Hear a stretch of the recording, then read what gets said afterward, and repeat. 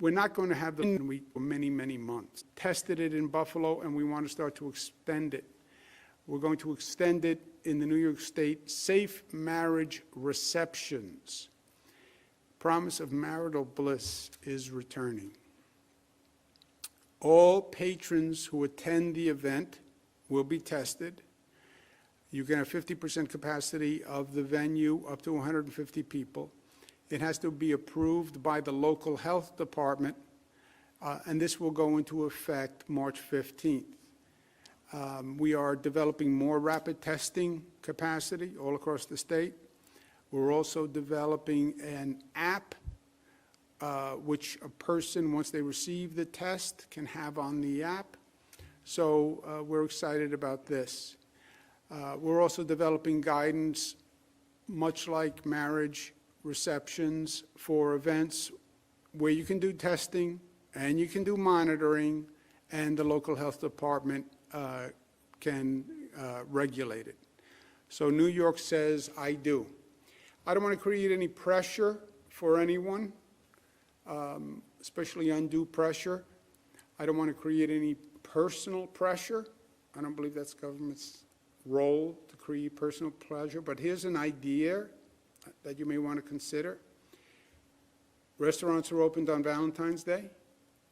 You could make a reservation now or plan dinner on Valentine's Day. You propose on Valentine's Day, and then you can have the wedding ceremony March 15th, up to 150 people. People will actually come to your wedding because you can tell them with the testing it will be safe. Everybody there will have been tested and everybody will be safe. Because for a lot of these venues, I don't believe it's about the government restrictions. I believe if I said today, movie theaters can open to 100%, I don't believe people go. I believe people have to be confident that it's safe. And if you can say everyone in this reception is going to be tested. Again, no pressure, but it's just an idea. Get engaged on Valentine's Day on the restaurants reopening, and March 15th, you can have the wedding, 150 people. New York State is exploring a low-cost New York State engagement ring that we would actually make available. It has a little heart on it, little I love New York, little COVID remembrance. That's not true. General caution on all of this. We make decisions based on facts, based on the numbers. New York City numbers down. These numbers are now down. But facts change. It sounds inconsistent. We like to think a fact is always a fact. No, facts change. COVID facts change dramatically, and they change often. There's now another new term in the COVID lexicon, variance of interest. Variance of interest. That's a new one. Variance of interest refers to these new strains that are popping up that we are just learning about, the UK strain, the Brazil strain, the South Africa strain, and medical experts are saying these strains could take over, they could be dominant, they could increase the infection rate. 6 weeks, you could have a dominant UK strain that could increase the infection rate. South Africa strain may be more resistant to a vaccine. I understand all the possibilities. And if there are facts, and if the facts change, then we will have a different situation. One state response that is a given, basically our precaution, if any area's hospital capacity hits 85%, then we go back to restrictions, right? Because hospital capacity is the red line. That's when you're in the danger zone. Hospital capacity, that's why I'm so persistent on the vaccination of healthcare workers. But we are subject to the facts if the facts change. I mentioned this the other day. I had a conversation with one of my daughters who has all sorts of what-if scenarios. What if it's true about the UK variant becomes dominant? What if the South Africa strain is vaccine resistant? What if the Brazil strain connects with the UK strain, connects with another strain? What if this, what if this, what if this? Yeah, there are possible scenarios that could develop that are problematic. That is true. This is the same daughter who said, don't tell me to relax, tell me why I should relax. I understand the anxiety. I feel the anxiety. I don't like knowing what is going to happen in 3 weeks or 4 weeks or 5 weeks or 6 weeks. I don't like the feeling of being out of control.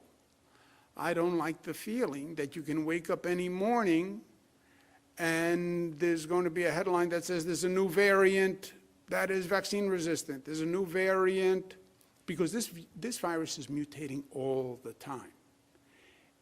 There are not 5 or 6 mutations of this virus. There are hundreds and hundreds of mutations of this virus. And remember, the flu virus, every year you get a new vaccine because it changes a little bit. So yes, I feel the anxiety. And I feel that we're not in control. And yes, I like to be in control. Well, control freaks. Yeah, I like to be in control. I like to know what's coming down the road so I can prepare. This is a situation where nobody knows what's coming down the road. Nobody knows. I talk to the best experts. They'll have a theory, maybe this, maybe that, maybe this, but nobody knows. So what do? You deal with the facts when you know them. If the numbers change, we change. If the enemy changes, we change. If the infection rate changes, we change. If a variant comes, we change. Well, why should I feel calm about that? Because we have proven multiple times that we can manage changes that develop. We managed the greatest change in this country. This state had more infections at one time than any country on the globe. This state. And we were alone when we got ambushed. And COVID came and nobody knew. It was here for months, nobody knew. We dealt with it. The infection rate went crazy. We dealt with it. Hospitals were overwhelmed. We were right on the brink of hospital capacity collapse, like California, like Italy, but it didn't happen because we handled it. We handled the fall surge.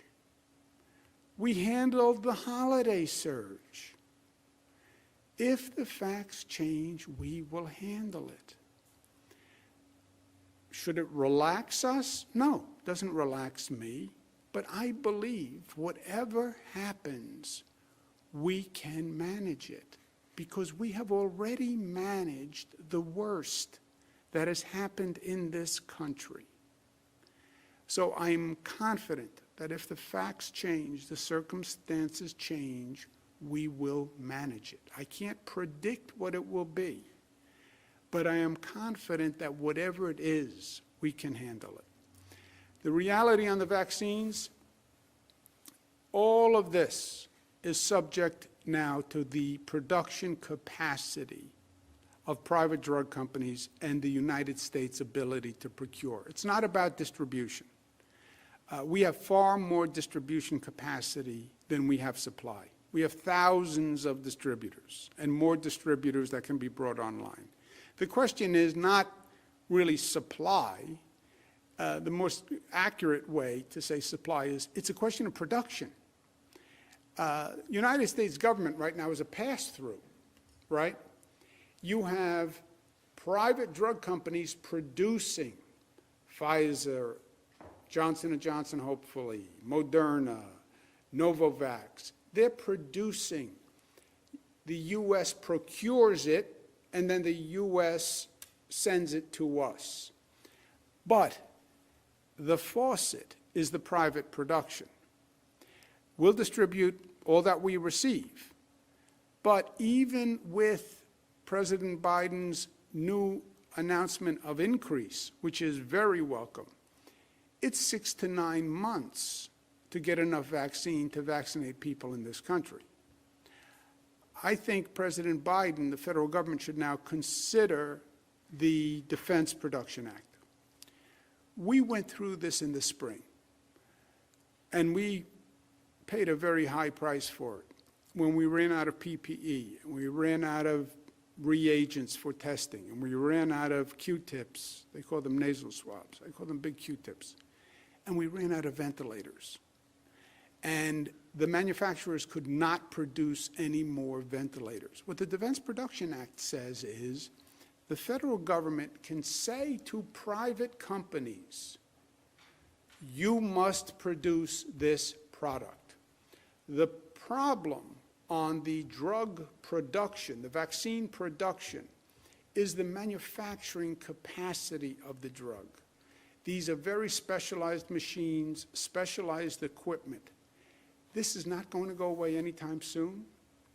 There probably will be a new virus that requires a new vaccine and a new booster shot, if you will. This is going to be multiple years. Use the Defense Production Act. Let's increase our manufacturing capacity of the drug. This is a war. The Defense Production Act was used in wartime. That's what the previous administration said to me. Well, that's for wartime. This is wartime. COVID is a war. More Americans died from COVID than World War I, World War II, Korea, Vietnam combined. So yes, we are at war. Use the Defense Production Act, because this is not about the next 6 to 9 months. This is about the next 2 to 3 years. New York State needs federal fairness. They're discussing the COVID relief package now. We need $15 billion in federal relief, and we need SALT repealed. On the COVID relief, finally, President Biden, thank you, put in state and local financing, $350 million. The governors, Democrat and Republican, have been calling for that for over a year. We need 15 of the 350. We need 15 of however they make the sausage between the Senate and the House. We need $15 billion in federal relief. And this is a fair request. New York State was ground zero. New York State had a different problem with COVID than any other state. That is a fact. Yes, I am the New York governor, and yes, I fight for the people of New York. That is my job. I represent the people of the state of New York, and I will fight for them and advocate for them. But I have no problem saying to any governor in this state, which I have, New York had a different problem than you had.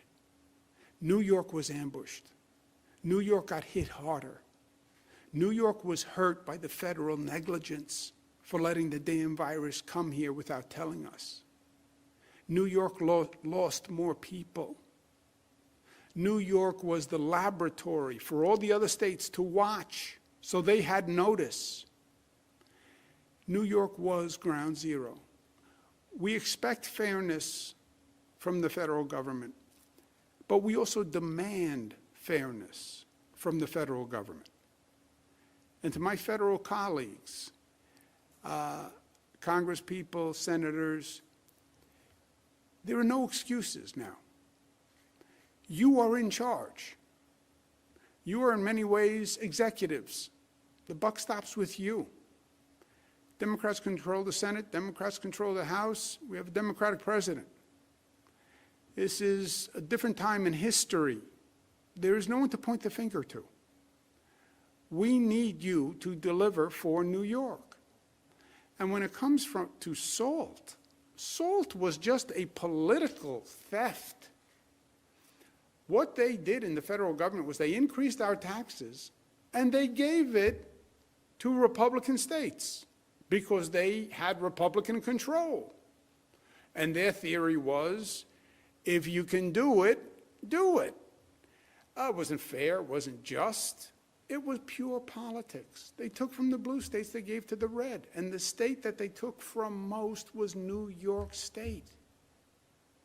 And New Jersey, and Massachusetts, and California, and Connecticut. They took the most from those states. And those are all northeastern states.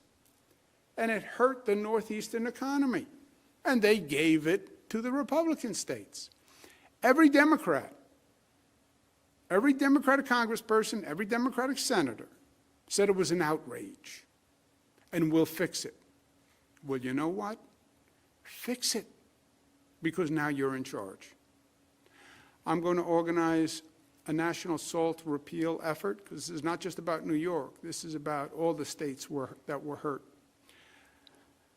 Public safety is a top priority. We want to talk about the economy coming back. The economy does not come back unless people know it's safe. Cities don't come back unless people know cities are safe. That is a blunt truth. We all understand the tension between police and certain members of the community, loss of trust, loss of respect. That's been true for over a year. I've said numerous times, problems don't go away if you deny them. They only mount. They get worse. It's true in life, it's true in society, it's true in government. Government leaders put people at the table, work it out. Make it a cathartic, collaborative process. Police have to police. They have to be able to do their job safely. The community has to believe they're treated fairly, and they're not discriminated against, and they're not abused. Come up with a new plan, a new understanding, but do it by April 1. April 1 is only 62 days away. Many localities are doing a great job. We have other localities that are trying to ignore the problem. The problem won't go away. Ignoring it will not address it. It's a failure of leadership. And the problem will only compound because on April 1, that locality will not be eligible for state funding. So, 62 days. Bottom line, the vaccine is scarce. Everybody wants more. And I said when this started, everybody's going to say the same thing, including me. Everybody wants more. When I get on the phone with the White House, I say, I want more. Every county executive says it. Every group says it. The vaccine is scarce. We are rationing the vaccine. That is what we are doing. And we're rationing it fairly. There are 1.3 million healthcare workers. They get 21%. There are 1.7 million essential workers. They get 27%. There's 65 plus 3.2 million. They get 52%. That's the percent of the population they are. I'm not picking a healthcare worker over an essential worker over a 65 plus person. We're doing it fairly by population because every life is as valuable as every other life. And these were the national priorities that were set, and we're doing it fairly. And I feel good about that. I'm saying to my local colleagues, don't play politics with vaccines. Don't play politics in this moment.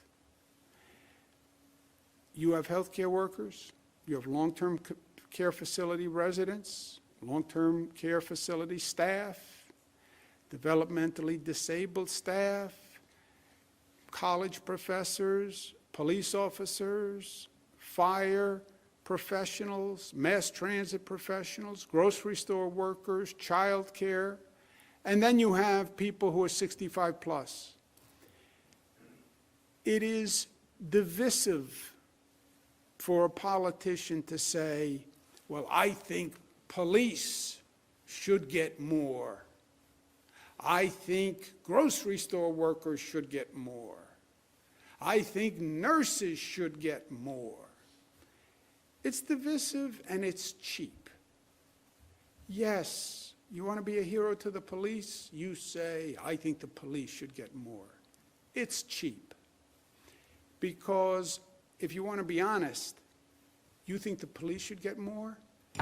Who on the list would you take it from? Would you take it from the nurses? Would you take it from the doctors? Would you take it from 65 plus? It's a zero-sum game. You can't stand up and play hero to any one group on that list. If you have any sense of honor or integrity, where would you take it from? I believe healthcare workers should get more. I believe developmentally disabled workers should get more. I believe school teachers should get more. I believe first responders should get more. I believe the subway and bus drivers should get more. I believe grocery store workers should get more. Yes. I believe daycare workers should get more. Yes. But if you want to say, well, they're not getting their fair share, then say at the same time who you would take it from on that list. Otherwise, you're playing politics, you're dividing people, you're scaring people, you're upsetting people at a very delicate time. We get 300,000 vaccines per week to do 7 million people. You can't do every one group. At least do it fairly. Political extremism is a problem in this country. We've seen it in Washington, D.C. They're now doing investigations. Government cannot tolerate criminal insurrection, and New Yorkers will not tolerate it. There are levels of extremism. What happened in Washington did not just happen overnight. It developed, and you could see it increasing over time. It was a building storm, and it starts with ugliness and threats on the internet, anonymous threats. We should confront them, we should get them, we should attack them.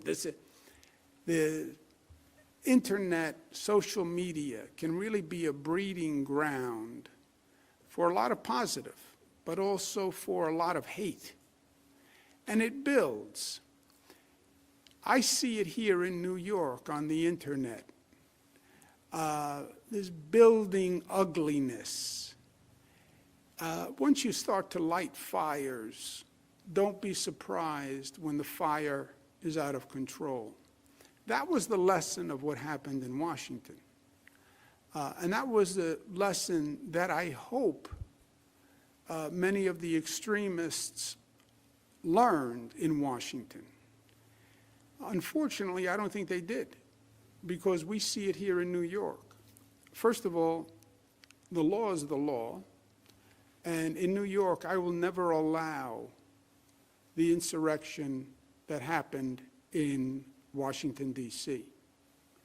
That made a mockery of law and order, and that was a disgrace to democracy and to every citizen of this nation. Second,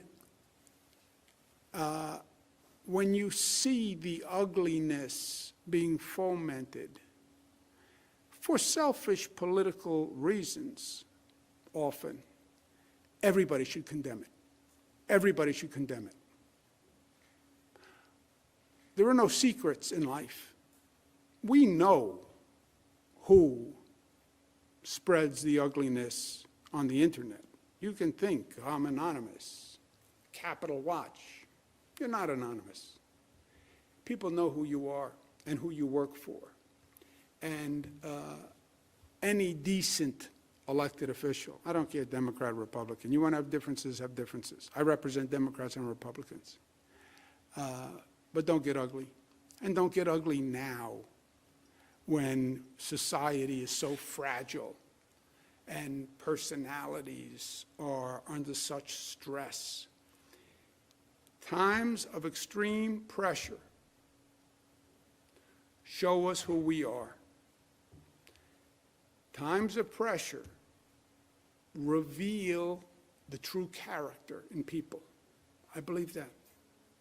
Over this past year with COVID, I've learned so much about individuals, about myself, and about society, and about New Yorkers. You put pressure on people, and any little personality crack or flaw, when you put the pressure on, it explodes. And little insecurities explode. And little neuroses explode. People who I thought were strong and capable crumbled. I saw them crumble during COVID.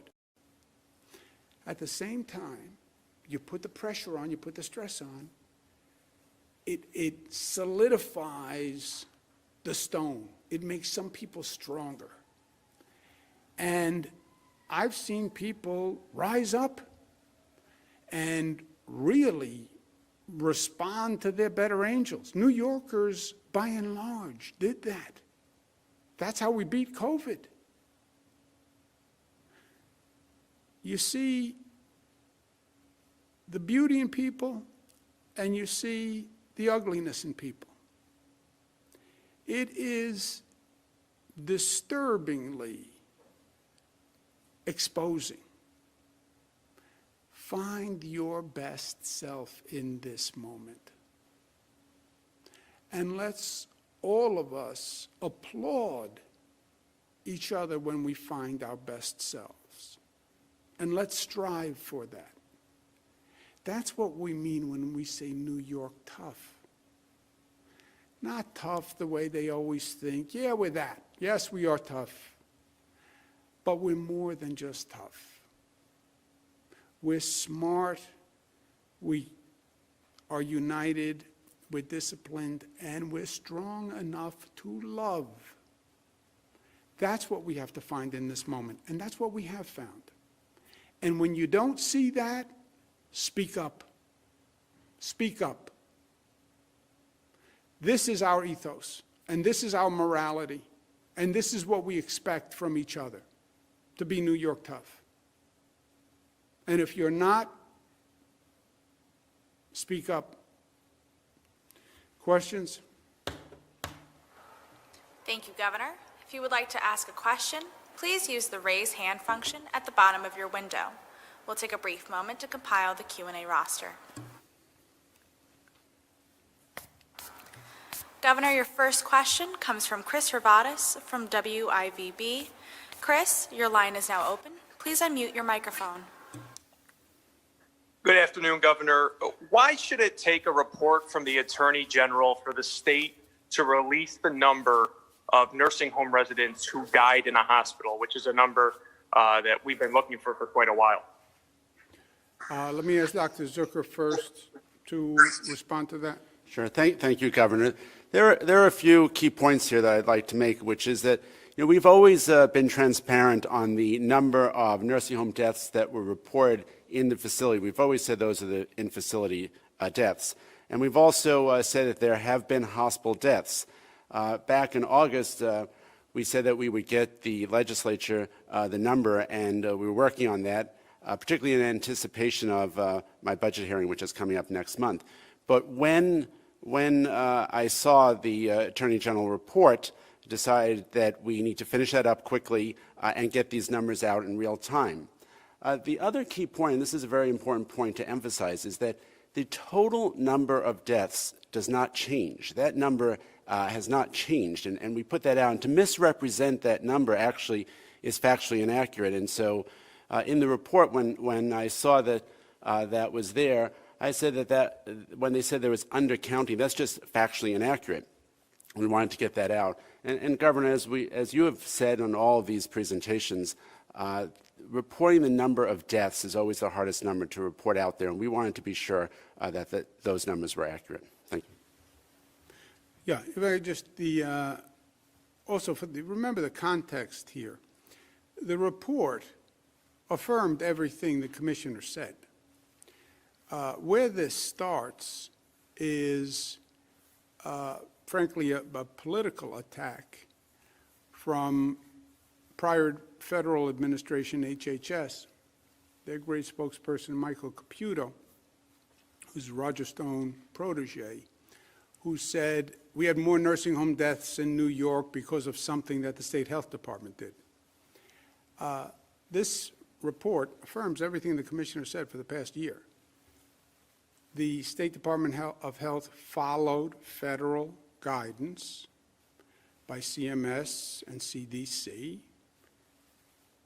Commissioner said no not-for-profit nursing home was forced to take anyone. Report confirms that.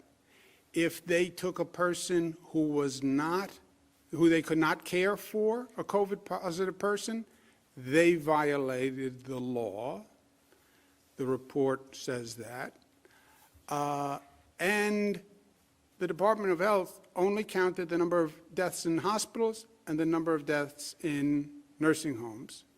Released that number stays the same. Well, how about people who were transferred from a hospital back to a nursing home? That number, the department was correlating, because you have to get that from the nursing homes. And the report also says the information from nursing homes is often incorrect.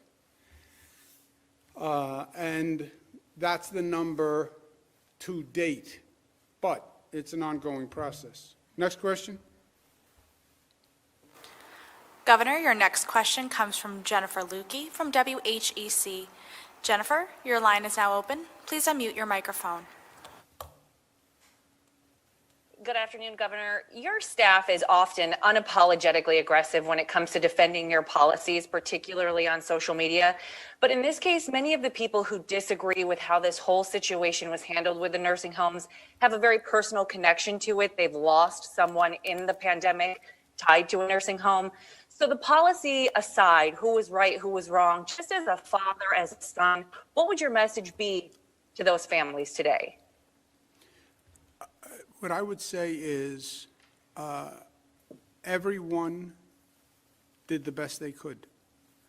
When I say the State Department of Health, as the report said, the State Department of Health followed federal guidance.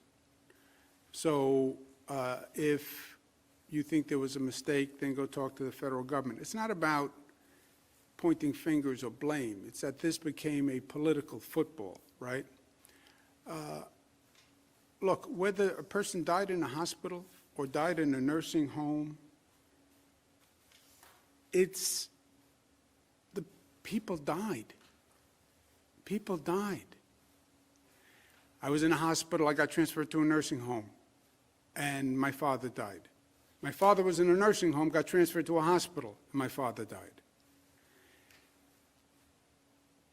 People died. By the way, the same people are dying today. 96% of the people who die are older people with comorbidities, which happens to be the population that lives in nursing homes. It's continuing today, even with all the testing that we're doing. If you look at New York State, we have a lower percentage of deaths in nursing homes than other states. A third of all deaths in this nation are from nursing homes. New York State, we're only about 28% only, but we're below the national average in number of deaths in nursing homes. But who cares? 33, 28, died in a hospital, died in a nursing home. They died. And I dealt with the loss of my father. The pain is so incredible and inexplicable, and why,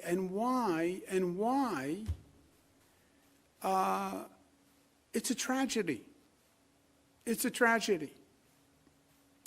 And I understand maybe the instinct to blame or to find some relief for the pain that you're feeling. But it is a tragedy, and it's a tragedy that continues today. I believe everybody did the best they could. I believe the federal government, CDC, I believe they gave the best guidance they could. I believe they give the best guidance they can today. I believe the State Department of Health, they gave their best guidance and made the best decisions on the facts they had. But it doesn't mean people didn't die, and it doesn't mean people won't die today, and people won't die tomorrow. And it doesn't mean that I'm not going to get up here tomorrow or Monday and read a death number on that screen and think about the 100 people who died and then the hundreds of family members who were home crying that day. And that's going to continue. That is the curse of COVID. Can you protect old people with comorbidities from COVID? Totally? No. No. If we could, it would be over. If it wasn't over last year, it would have been over by now, right? It's still not over. So I understand the pain.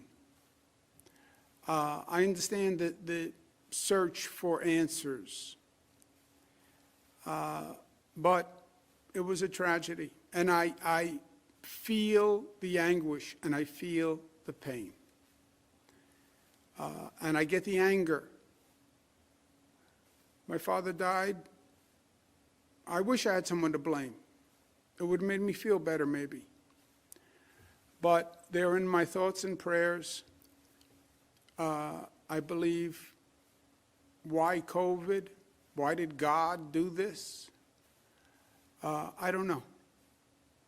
I don't know. But it was cruel and it was terrible, and it still is.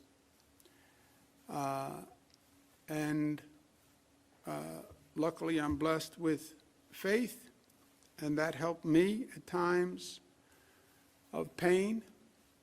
But my heart goes out to each and every one, and I feel it personally.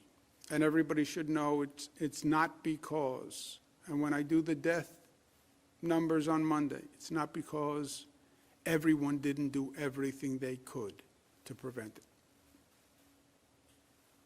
Next question. Governor, your next question comes from James Ford of WPIX. James, your line is now open. Please unmute your microphone. Thank you, Governor. Appreciate the time. Regarding the lifting of the indoor dining ban in New York City, some restaurateurs say that 25% capacity still isn't enough to save their businesses. What's your message to them? Also, your presentation said the production of vaccines needs to be increased, including the Johnson & Johnson vaccine. Its efficacy we're now seeing is at about 70%, so lower than the others that are available. What role could it and any vaccine that might not be able to protect against new strains of the virus, what roles can they play in the state's vaccination program, sir? Yeah, 2 points. First, some restaurants say 25% isn't enough. Look, 25% is better than zero, and that's where we are now. If the numbers continue to get better, that number will go up. If hell develops and the sky falls and a new variant explodes onto the scene, then we'll have the opposite problem statewide. But if the numbers continue to get better, then we will continue to increase the numbers, right? It's an economic metric. It's a number. Well, 25% isn't enough. You can't find the business owner who will say they don't want to do more. You won't find a school that says they don't wish they could be at 100% occupancy. You won't find a theater that says they won't be at 100%. They'd rather not.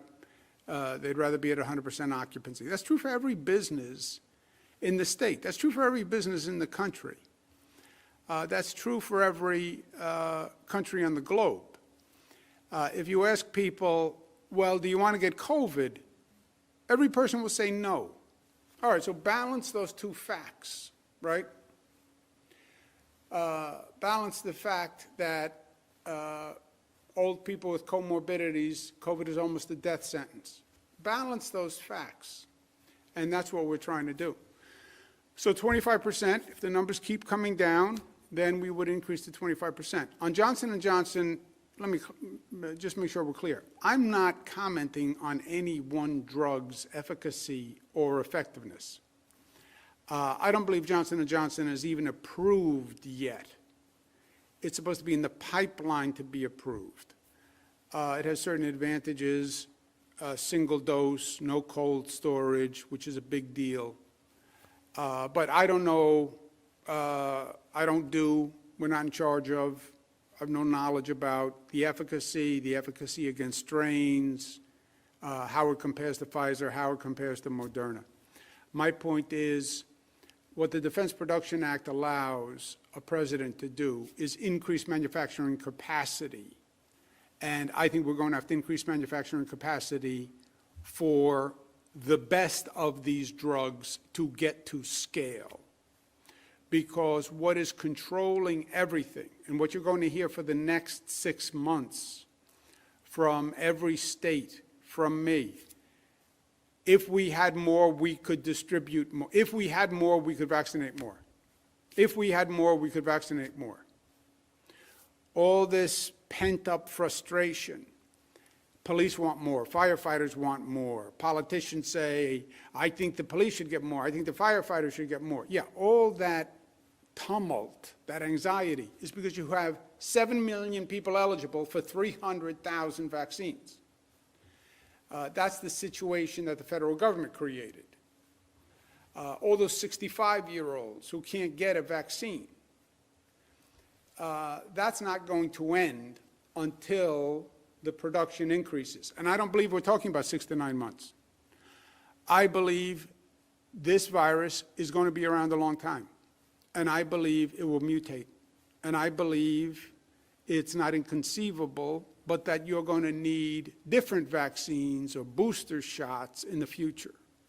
So I don't believe this issue of production is going to go away. I believe it's going to get worse. What we learned with ventilators in the spring was the president should have done the Defense Production Act right away, should have had manufacturers producing those ventilators right away, should have mandated PPE manufacturing right away, and rather than wasting the months that they spent where businesses decided who wanted to get into the ventilator business. We actually ultimately produced the ventilators as a nation. Unfortunately, we produced them at a time after we needed them. We now have an abundance of ventilators. I will sell you 10,000 ventilators. But they came too late. Defense Production Act should have been done early, so the production was increased. And I'm saying the same thing here.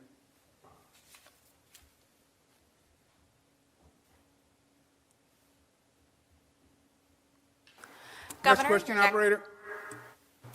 Governor, your next question comes from Juliet Papa of 1010 Wins. Juliet, your line is now open. Please unmute your microphone.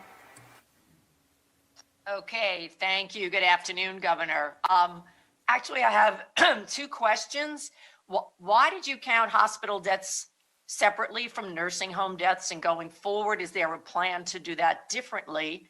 And also, given the success of the Buffalo Bills game and testing and allowing wedding receptions, what are your plans for baseball and for Broadway? We count hospital deaths, correct me if I'm wrong, we count hospital deaths. The Department of Health counts deaths in the facilities where they occurred. So if you die in a hospital, that's the hospital death number. If you die in a nursing home, that's the nursing home number. You add the two numbers together, that's the total death number. And that's the way they've been doing record keeping. Is that right, Doctor? Why don't you, because I'm... Sure. The governor is correct about that. And you have to remember historically, when this began, most people were dying in the hospital, right? Initially, before we had the situations in the nursing homes, people were transferred to the hospital, and then we were tracking the hospital numbers. And then we realized that people were dying in nursing homes. We tracked those numbers. But it's important to know where someone dies and to put that down. As the governor said, we track both of them, and then we add them together. Point that I want to make, if you all recall, since the beginning of this pandemic, the federal government never gave any state clear guidelines on how they should be reporting anything, frankly.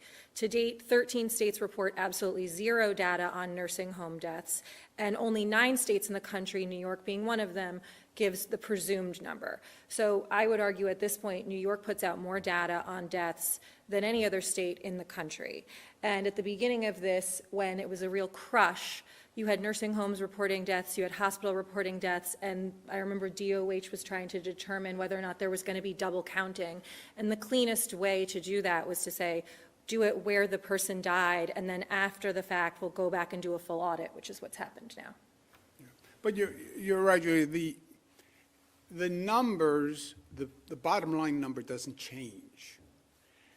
You die in a hospital, you die in a facility, add that together, that's your total number. Well, we want to look at sub-numbers. How many went from a hospital to a nursing home? How many went from a nursing home to a hospital? How many were in both? They're talking about sub-numbers within the total number. Again, we started with this theory that the State Department of Health did something wrong when it came to nursing homes, but the report says, as a matter of fact, they didn't, which is what the commissioner said all along. The baseball theaters, first we have a whole pop-up arts program, which is going to operate separately, which is going to jumpstart the arts, especially in New York City. And I announced that in the State of the State. I'm going to have more to say about that in the next couple of weeks, but that's going to be exciting. That is, how do you jumpstart the arts in a specific sort of one-off way, right? Just to get the energy back up and the entertainment back up, and you have actors who haven't worked in a long time and musicians who haven't worked. So finding venues that are safe, outdoor venues, very creative. And that's the pop-up arts effort we're going to have. On theaters, baseball season, first you have to look at where we are with the overall trajectory and the numbers, but I believe this testing before has a lot of promise. And it can't be we wait for the vaccine because it's too long. And my argument has been, and we tried it with the Buffalo Bills, if you test people before they go in and you know they're negative, then you have a certainty about the virus, right? If you don't have it, you can't spread it. And Buffalo Bills was sort of an extreme demonstration because it was 7,000. Now, it was outside, but it was 7,000 people. We're now applying that to marriage ceremonies. 150 people, 50%, but you're tested, but the local health department approved it, monitored it to make sure you were tested. Could you start to apply that to different venues? I say yes. What do you need? More rapid testing, which we're working on, and proof that you took a test. But I think the rapid testing is going to be a key to reopening the economy. Next question, operator. Anyone have anything to add? Anything I said, misstatements of fact? Too much pressure on the marriage with the Valentine's Day? Sorry. Bad joke. Next. Governor, your next question comes from Dave Evans at WABC. Dave, your line is now open. Please unmute your microphone. Governor, can you hear me? Yes, sir, Dave. How are we doing? Hey, I like your Valentine's Day idea, but I wanted to ask about, if I could for a second, jumping back to the nursing home. My question is, when we look back at that period of May, June, and July, when the deaths were so high, and folks weren't segregated when they came from the hospital back to the nursing homes, do you wish that things had been handled differently, that you had better guidance from the CDC or from the health department that things were handled differently? Well, David, let's make sure we're clear on the facts. The federal guidance said that people who were in hospitals but who were presumed not contagious could go back to a nursing home, which could handle them. Not all nursing homes can handle them. And the nursing home had to, by law, say that they could handle those people. Now, the OAG's report in the Department of Health has said if a nursing home accepted the person and couldn't handle the person, then they violated the law. And that has to be justified, because that's not just during COVID. That's a nursing home should never take a person who they can't handle. And that's an ongoing concern, because if they accept a COVID person, do they accept a person with pneumonia? Do they accept a person with any disease that they can't handle appropriately? But do I wish this never happened, Dave. I wish none of it happened. I wish there was no COVID. I wish no old people died. I wish I didn't have to call out National Guard who got sick, some of whom got sick and died. I wish I didn't have to ask essential workers to leave their homes, bus drivers, some of whom got sick and died. I wish I didn't have to ask the nurses and the doctors to work around the clock and deal with hell, some of whom got sick and died. I wish none of it happened. That's what I wish. Melissa? And if I could add one other thing on this point, what we found when we went back and looked at this data was that between March and June, 37,500 staff members who worked in nursing homes had COVID during the period of those months. And one of the earliest misconceptions and mistakes from the health community was this perception that asymptomatic spread was not going to be a problem.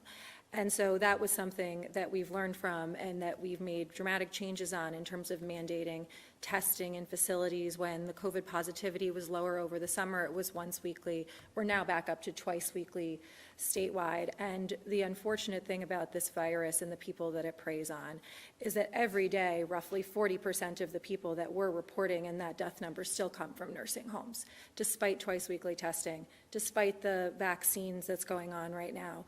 Those numbers are still continuing to be that high. And when you look at it nationally and you see that 35% of all deaths in this country, of the 430,000 deaths, are nursing home deaths, this is something every state in the country continues to struggle with. It is a tragedy for every family who comes into contact with this virus. You look just across the border in Pennsylvania, 11,170 nursing home deaths. Their population's obviously lower than ours. Their overall COVID death number is obviously lower than ours.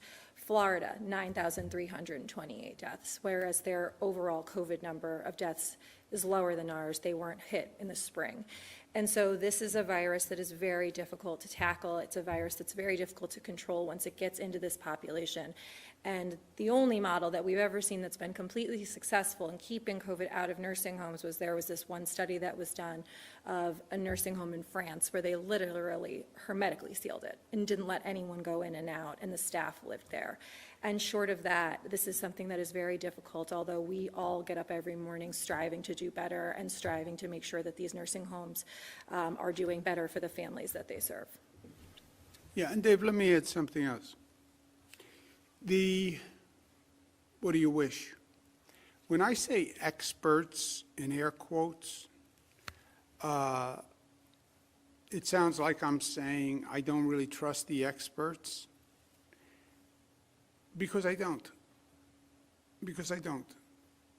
You want to talk about making mistakes. How did COVID come here for 3 months and nobody knew? How did COVID leave China, go to Europe, and come here?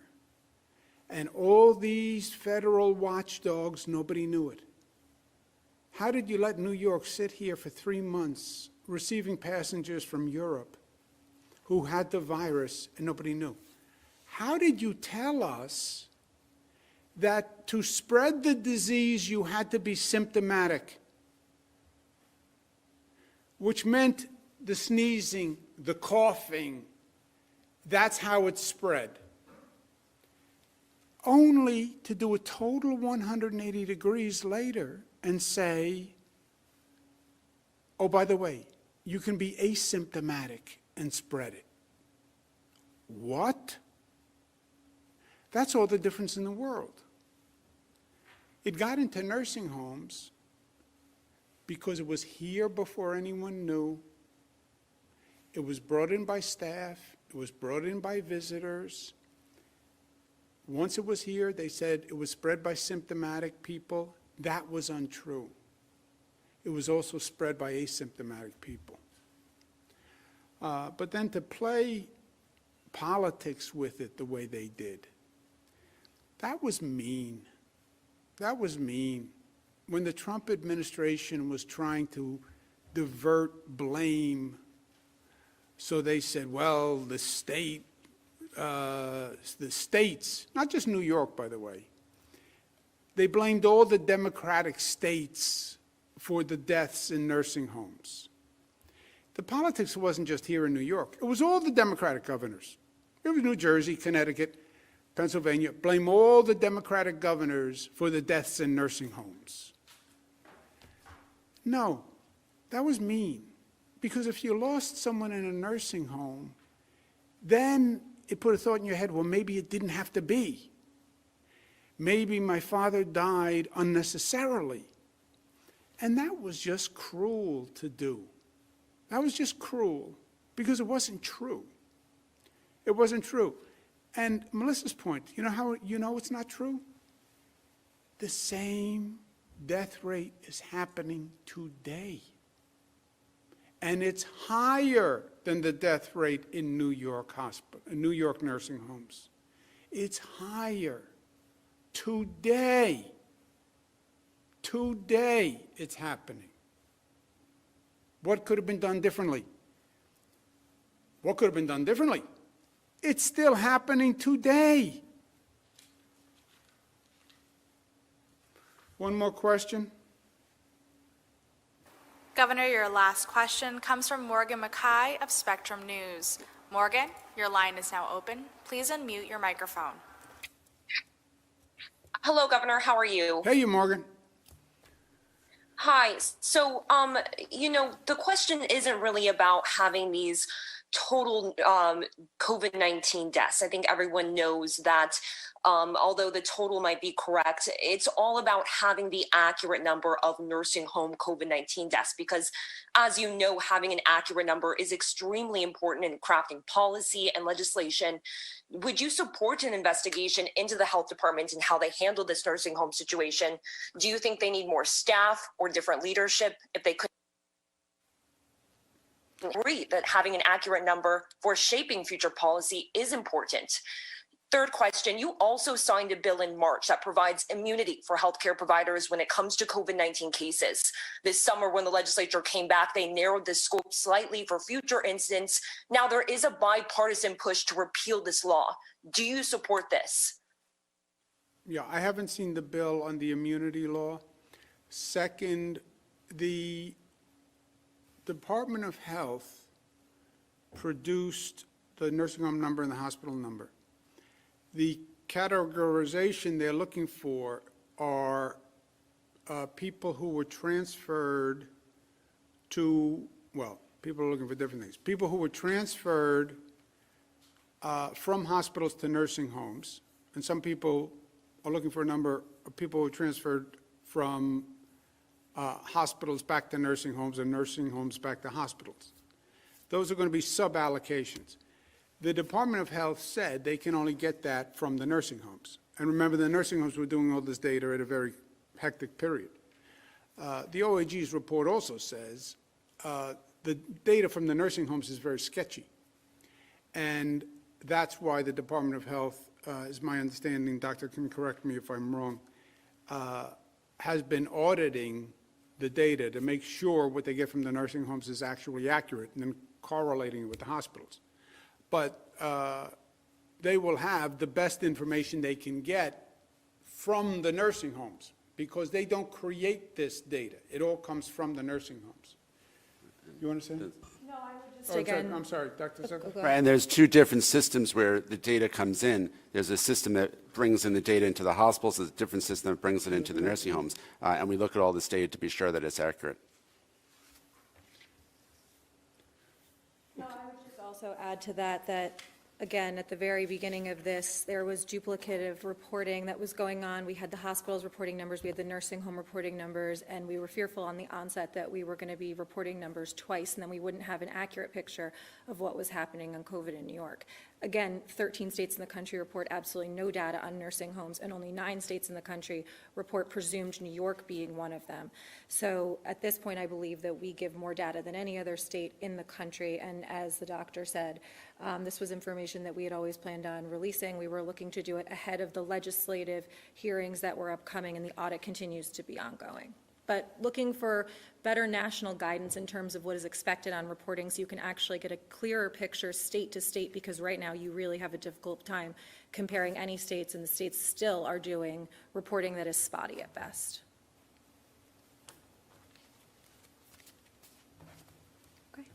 Okay, operator, all of you guys, thank you very much for taking the time today. Have a good weekend, and we will talk to you next week. Thank you.